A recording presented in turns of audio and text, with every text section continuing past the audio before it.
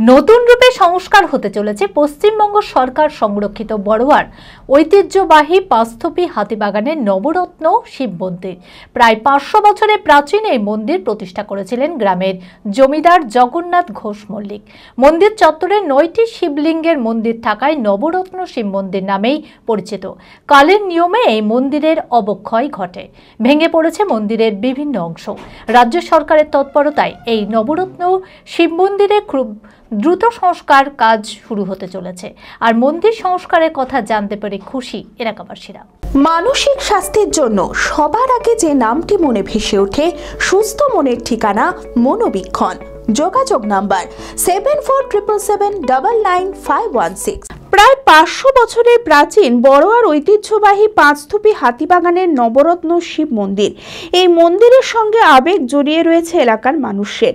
গ্রামের জমিদার জগন্নাথ ঘোষ মল্লিক এই মন্দির প্রতিষ্ঠা করেছিলেন। মন্দির চত্বরে 9টি শিবলিঙ্গের মন্দির থাকায় নবরত্ন শিব মন্দির নামে পরিচিত। মন্দিরের গায়ে রয়েছে অপূর্ব টেরাকোটা কাজের নিদর্শন। একটা সময় প্রচুর পর্যটকের আনাগোনা ছিল এই মন্দিরে। এখনো শ্রাবণ মাসে ও শিবরাত্রিতে প্রচুর দর্শনার্থী শিবের মাথায় জল ঢালতে এই মন্দিরে আসেন, কিন্তু কালের নিয়মে এই মন্দিরের অবক্ষয় ঘটেছে, ভেঙে পড়েছে মন্দিরের বিভিন্ন অংশ। তবে পশ্চিমবঙ্গ সরকার সংরক্ষিত এই নবরত্ন শিব মন্দিরের খুব দ্রুত সংস্কার কাজ শুরু হতে চলেছে। আর মন্দির সংস্কারের কথা জানতে পেরে খুশি এলাকার মানুষরাও। হ্যাঁ, নবরত্ন শিব মন্দির পাঁচথপির মধ্যে প্রতিষ্ঠিত। তো এই মন্দির আমার ছোটো থেকে শুনে আসছি, খুবই প্রাচীন এবং ঐতিহাসিক মন্দির। তো আনুমানিক কত বছর হবে এটা? তাও আনুমানিক 400-500 বছর আগের মন্দির। জগন্নাথ ঘোষ মল্লিক বলে এক জমিদার এই মন্দিরটা প্রতিষ্ঠিত করেছিল তখন। তো এই মন্দিরটা আমরা ছোটো থেকে দেখে আসছি। অনেক মানুষের আবেগ আছে এই মন্দিরের প্রতি। বছরে 2-3 বার অনুষ্ঠান হয়। শ্রাবণ মাসে জল ঢালতে আসে, অনেক বহরমপুর থেকে হেঁটে আসে ভক্তরা, দিয়ে জল ঢালে এখানে। আমরা যেটুকু জানি, নবরত্ন মন্দির বলতে 9টা শিবলিঙ্গ আছে এখানে। তো সেই হিসাবেই এটুকু জানি যে নবরত্ন, তার জন্য নামটা দেওয়া হয়েছে। তো এখন যেটা জানতে পারছি যে এই মন্দিরটা উন্নতির কথা যে উদ্যোগ নেওয়া হয়েছে, তার জন্য অসংখ্য ধন্যবাদ জানাই আমাদের মাননীয় মুখ্যমন্ত্রীকে, যে এই মন্দিরটার প্রচুর মানুষের আবেগ জড়িয়ে আছে মন্দিরটার প্রতি। তার জন্য অসংখ্য ধন্যবাদ জানাই। পাঁচথপিবাসীর বহু আবেগ জড়িয়ে আছে এই মন্দিরের প্রতি। প্রায় 18 শতকের মাঝামাঝি এই মন্দির নির্মিত হয়। আমাদের লোকাল আমাদের গ্রামের যে জমিদার ছিল জগন্নাথ ঘোষ মহাশয়, তিনি এই মন্দির স্থাপিত করেন।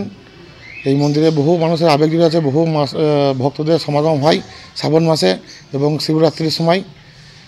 এই মন্দির নির্মিত হলে আমাদের পাঁচথপিবাসীর পক্ষে একটা ভালো একটা বার্তা যাবে। এবং এই মন্দিরটা যদি এমন অবস্থা হয়ে আছে, 2005-6 সালে এই মন্দিরে কাজ হয়েছিল বিগত, তারপর থেকে এই মন্দিরের প্রতি কোনো নজর বিগত দিনে কোনো সরকার দেয়নি। নবরত্ন মন্দির নামটা দেওয়া হয়েছে, তার কারণ হচ্ছে আমাদের এখানে একটা মেন যে শিবলিঙ্গ আছে এবং মন্দিরের ভেতরে 4টি আরও শিবলিঙ্গ আছে এবং মন্দিরের বাইরে 4টি মন্দির আছে। তার মধ্যে প্রত্যেকটি একটা করে শিবলিঙ্গ, টোটাল 9টি শিবলিঙ্গর জন্য এই নবরত্ন মন্দির নামকরণ করা হয়েছিল। আনুমানিক এটাই বলা যায়। রাজ্য সরকারের তৎপরতায় একে একে জেলার সমস্ত ঐতিহাসিক নিদর্শনগুলি সংস্কার করা হচ্ছে। আর সংস্কারের পর এই নবরত্ন শিব মন্দির মুর্শিদাবাদ জেলার পর্যটনে এক অন্য মাত্রা যোগ করবে বলে মনে করছেন বিধায়ক অপূর্ব সরকার। এখানকার জেলা শাসক অর্থাৎ ডিএম সাহেব তার পুরো টিম নিয়ে এই এলাকার বিভিন্ন জায়গা যেগুলো রক্ষণাবেক্ষণের প্রয়োজন, মানুষ যেখানে কোথাও বেড়াতে যায়, কোথাও ধর্মীয় আচার অনুষ্ঠান পালন করতে যায়, তার উদ্যোগ নিয়েছে। বরানগরের কাজ ইতিমধ্যে শেষ হয়েছে। এর বাইরেও পাঁচথপির যুগসরা শিব মন্দির, আমাদের বড়োয়া ব্লকের অধীন যুগসরা শিব মন্দির, বড়োয়া ব্লকের পাঁচথপির শিব মন্দির, কি পঞ্চায়েতন না কি নামে ডাকে আর নবরত্ন।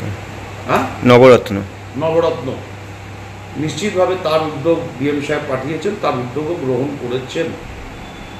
একইভাবে সরফরাজ খানের টম, তারও প্রপোজাল ইতিমধ্যে গেছে। এর সাথে সাথে আমাদের পৃথিবীর সবচেয়ে বড় ব্যাংকারের নাম ছিল জগৎ সেঠ।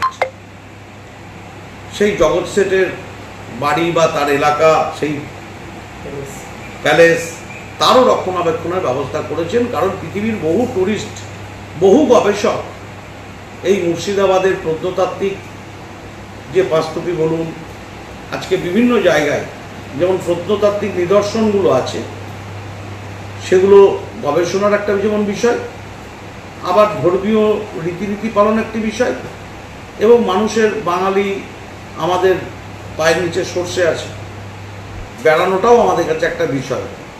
অর্থাৎ মুর্শিদাবাদ লালবাগকে কেন্দ্র করে একটা বড় পর্যটন ব্যবস্থা আমাদের এখানে আছে, যার ঐতিহাসিক গুরুত্ব সারা পৃথিবীব্যাপী। তার উদ্যোগ ডিএম সাহেব পাঠিয়েছেন সবার চাহিদা অনুযায়ী, এবং যেগুলো ধ্বংস হয়ে যাচ্ছে, দেখবেন লালবাগ পৌরসভা ঘড়িঘরটাকে আবার নতুন করে চালু করেছে, রিপেয়ারিং করে।